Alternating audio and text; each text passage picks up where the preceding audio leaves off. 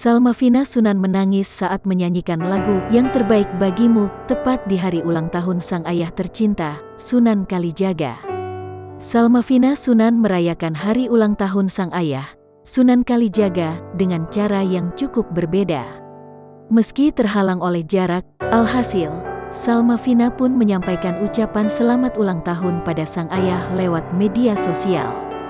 Pada salah satu unggahan terbaru di akun Instagram miliknya, @salmavinasunan, Selasa, tanggal 30 Maret tahun 2021.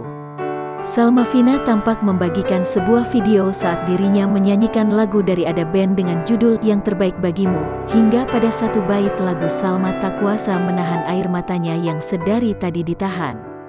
Menyertai unggahannya, Salma mengucapkan selamat ulang tahun untuk sang ayah tercinta.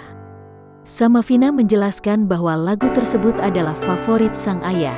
"Ayah, happy birthday Sunan Kalijaga Seh Isang Your favorite song," tulis Salmavina pada unggahannya tersebut, Selasa, tanggal 30 Maret tahun 2021.